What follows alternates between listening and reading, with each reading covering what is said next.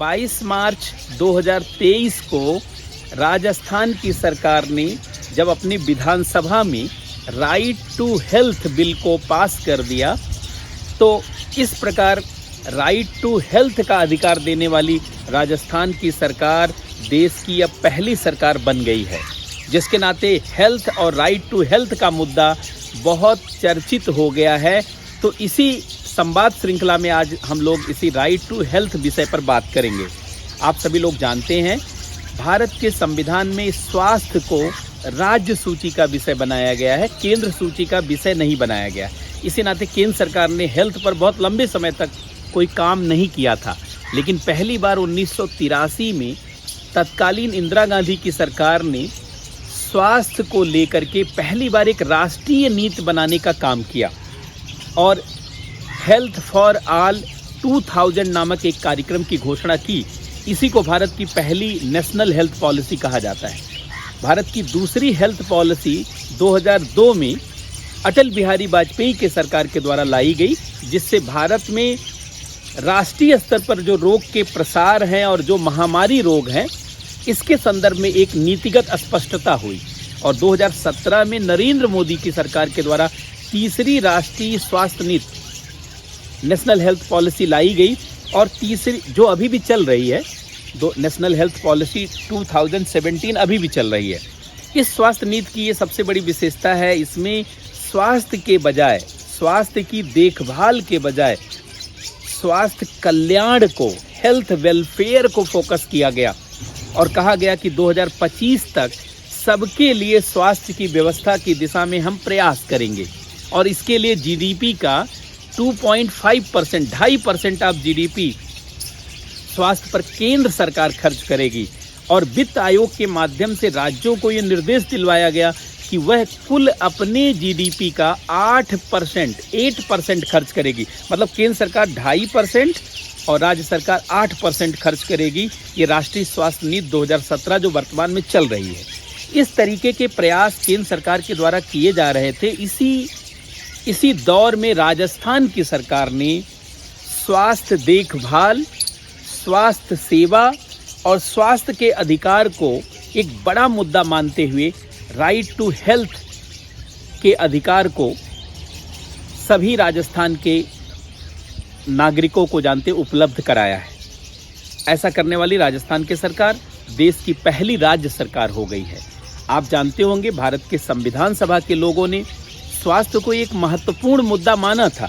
यही कारण है कि भारत के संविधान में स्वास्थ्य को लेकर के प्रोविज़न किए गए हैं। अगर आप देखेंगे भारत के संविधान के आर्टिकल 47 में, आर्टिकल 47 में, अनुच्छेद 47 में, तो उसमें कहा गया है कि पोषाहार स्तर और जीवन स्तर और स्वास्थ्य को बेहतर करने के लिए सरकार प्रयास करेगी। इसका मतलब पोषाहार स्तर, जीवन स्तर, स्वास्थ्य को बेहतर करने का दायित्व सरकार के ऊपर है, क्योंकि आर्टिकल 47 नीति निर्देशक तत्व है जो निर्देश देता है केंद्र सरकार और राज्य सरकार को।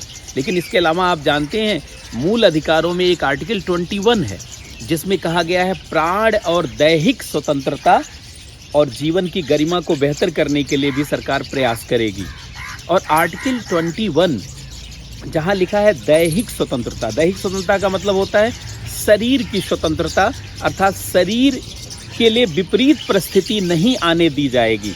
इसका मतलब है संविधान सभा के लोग स्वास्थ्य को एक महत्वपूर्ण मुद्दा मानते थे और उनका मानना था कि भारत में सबको स्वास्थ्य की सुविधा, स्वास्थ्य के अधिकार मिलने चाहिए। वैसे भी कहा जाता है एक स्वस्थ शरीर में ही एक स्वस्थ मन का विकास होता है। जिसकी शरीर नहीं स्वस्थ है उसका मन कभी भी स्वस्थ नहीं होता, उसकी चेतना कभी भी व्यापक और बेहतर नहीं हो सकती। तो ऐसे में राजस्थान सरकार का ये प्रयास तो काबिले तारीफ माना जाएगा। लेकिन आप कहेंगे फिर क्यों विरोध हो रहा है? विरोध का कारण कई है।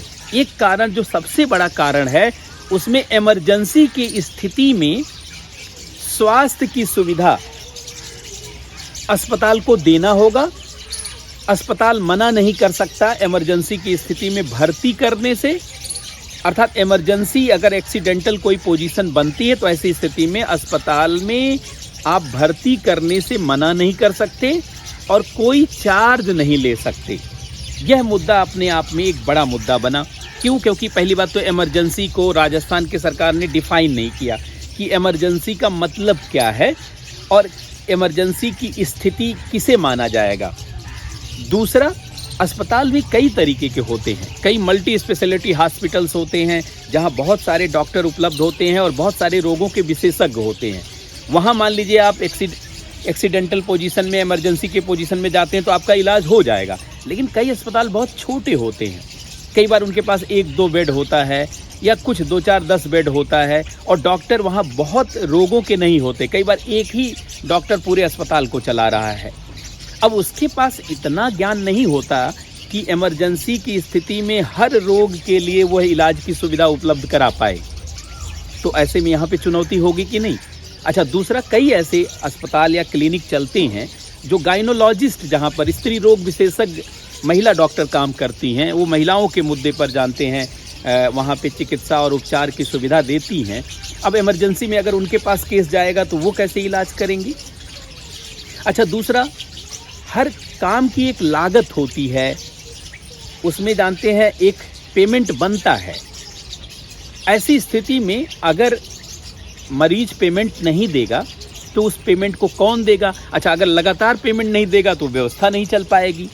ये देखा जाए कि एक मुद्दा बनता है। ऐसे तो फ्री में सेवा देना एक बहुत अच्छी बात है, लेकिन चाणक्य ने कहा था दयालु होने के लिए निर्दयी होना पड़ता है।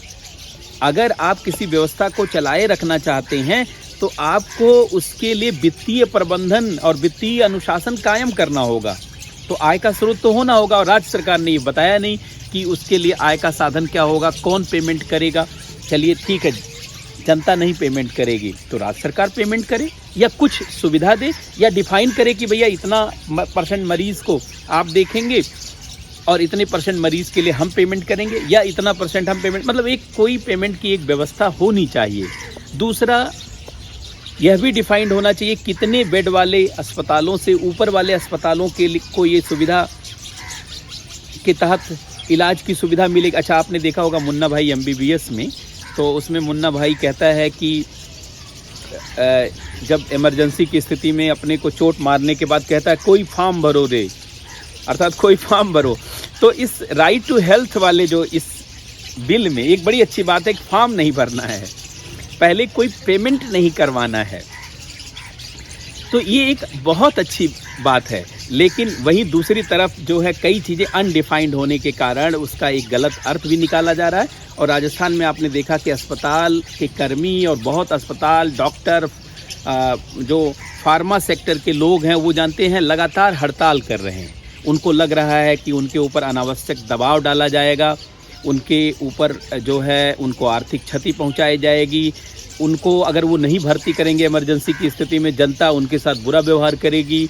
ऐसे बहुत सारे उनके भी अपने मुद्दे हैं। और जो स्वास्थ्य के क्षेत्र में काम करने वाले लोग हैं वो भी तो अपने देश के ही नागरिक हैं। कोई भी व्यवस्था ऐसी बननी चाहिए तो उससे जानते हैं सबको देखा जाए तो किसी को चुनौती ना आए, भले लाभ किसी एक को मिले लेकिन चुनौती किसी को ना मिले, बहुत परेशानी किसी को ना हो, क्योंकि तभी व्यवहारिक रूप से कार्यक्रम सफल हो पाएगा, व्यवहारिक रूप से नीतियां जानते हैं कल्याणकारी हो पाएंगी।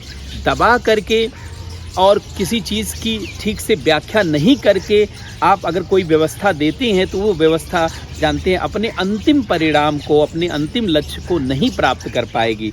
ऐसे में सरकार को इस मुद्दे पर सोचना चाहिए। वैसे तो यूनेस्को ने कहा है कि शिक्षा, स्वास्थ्य और वैज्ञानिक अनुसंधान हर राज्य की वरीयता होनी चाहिए, हर देश की वरीयता होनी चाहिए। इसलिए यूनेस्को ने कहा कि हे दुनिया के सभी देशों, शिक्षा के क्षेत्र में अपने GDP का कम से कम 6% जरूर खर्च करो। हे दुनिया के देशों, स्वास्थ्य के क्षेत्र में कम से कम 2.5%, 2.5% आप GDP जरूर खर्च करो। और हे दुनिया के देशों, विज्ञान अनुसंधान के क्षेत्र में कम से कम अपने GDP का 2% जरूर खर्च करो। अगर शिक्षा, स्वास्थ्य, वैज्ञानिक अनुसंधान बेहतर नहीं होगा तो हम एक बेहतर दुनिया का निर्माण नहीं कर पाएंगे और एक बेहतर मानव सभ्यता का विकास नहीं कर पाएंगे। आज के इस 21वीं सदी के दौर में हम सभी लोगों के ऊपर यह जिम्मेदारी है कि हम एक बेहतर दुनिया के निर्माण में जानते अपना योगदान दें। ऐसे में कोई भी राज्य सरकार इस तरीके का प्रयास करती है तो उसकी प्रशंसा की जानी चाहिए, लेकिन इसमें जो कई ऐसी चुनौतियां हैं उसको भी ध्यान में रखा जाना चाहिए। अब साथ में ये right to health bill pass होने के बाद अब यह एक राइट टू हेल्थ मतलब हेल्थ एक मुद्दा बन गया है। अब हेल्थ को लेकर के सवाल पूछे जा सकते हैं, जैसे ये पूछा जा सकता है कि स्वास्थ्य के क्षेत्र में जीडीपी का कितना खर्च करना चाहिए केंद्र सरकार को 2.5%, कितना खर्च करना चाहिए राज्य सरकार को 8%। अभी तक भारत में कितनी राष्ट्रीय स्वास्थ्य नीति बनाई गई? 3 राष्ट्रीय स्वास्थ्य नीति बनाई गई। कौन सी स्वास्थ्य नीति चल रही है? नेशनल हेल्थ पॉलिसी 2017 चल रही है। नेशनल हेल्थ पॉलिसी 2017 की क्या विशेषता है? स्वास्थ्य कल्याण, हेल्थ वेलफेयर इसकी विशेषता है। पहले हेल्थ केयर शब्द था, अब हेल्थ वेलफेयर शब्द है। अच्छा, महामारी क्या होती है? कोरोना के दौर मतलब ऐसे बहुत सारे सवाल जानते हैं उभरते हैं, और हमने आज के इस संवाद सीरीज में इस विषय को इसलिए चुना ताकि आप इस बिल को भी समझें, इससे जुड़े हुए मुद्दों को भी समझें, और साथ में स्वास्थ्य का जो विषय है एग्ज़ाम के लिए प्रीलिम्स और मेंस में महत्वपूर्ण हो सकता है, इंटरव्यू के लिए भी महत्वपूर्ण हो सकता है, इसको भी आप जानें। तो बहुत बहुत धन्यवाद, बहुत बहुत नमस्कार।